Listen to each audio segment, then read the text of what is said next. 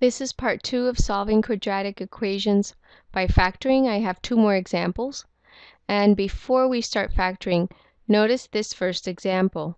It says x squared equals 49. Remember, whenever we're solving a quadratic equation, there has to be an equal sign. And if we're solving it, then it needs to be equal to 0. And right now it's not equal to 0. So how do I make it equal 0?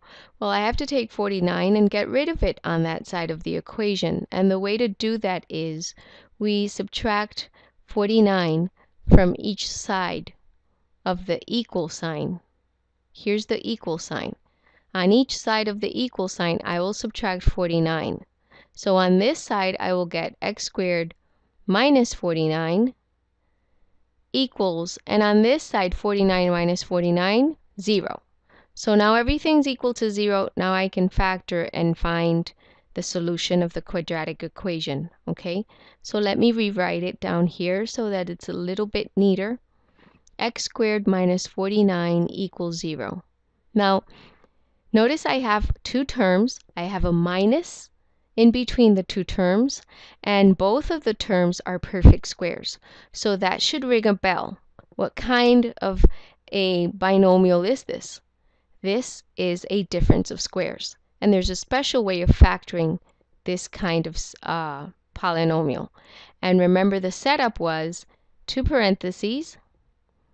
There's a plus and a minus, right? And we take the square root of the first term, x squared. What is the square root of x squared? X. And what is the square root of 49? 7.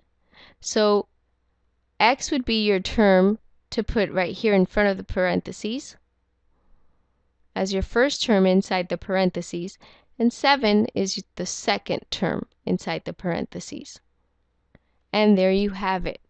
You have factored this equation. Remember, you have an equal sign here that you need to bring down, equals, and the 0.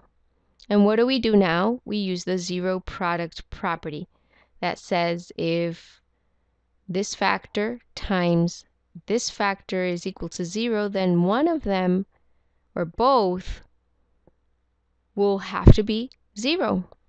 So I write that. I write x plus 7 is equal to 0 and x minus 7 equals 0, and I solve for x. To solve for x here, I would have to subtract 7 each side, and that gives you that x is equal to negative 7. That's your first solution. And this one I would have to add 7 to each side. So x is equal to 7. And there are your 2 zeros, or your 2 solutions. Let's do the second example. Be careful with the second example. Notice I have 2 terms, and there's a plus in between.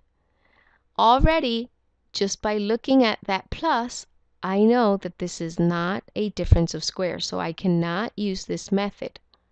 What I have here is I have to factor by using the greatest common factor. You make a list of the first term, of all the factors of the first term, which is u times u, and the second term, 7u, which is 7 times u. What are the common factors? Well, the common factors for this one, they both share a u. So that common factor is what's going to come outside of the parentheses. Then you open a parentheses, and what's left from your first term, which is this u, that goes here. I have a plus, so I'm going to write plus. And then what's left from the second list is your 7, and you write 7. And bring down the equal sign and bring down the 0. So you have factored this expression. Now use the zero product property to show that if this times all of this is 0, then u has to be equal to 0, or u plus 7 equals 0, or both are 0. So here I'm done. U is equal to 0. That's one of your solutions. And for this one, you subtract 7 each side, and you get u is equal to negative 7. That's your second solution. And there you have it. This is the second part. You have seen all the different types of factoring that might come up and how to solve them when you're looking for zeros. Now you might want to practice, so here are 2 practice problems that you can use to find the zeros. Here are the 2 problems that I want you to practice, and here are the answers.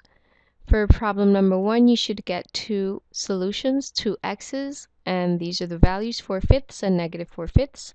And for this one, the 2 solutions are x equal to 0 and x equals 4/3. So I hope you get these. If you don't, watch the video again. I'll see you.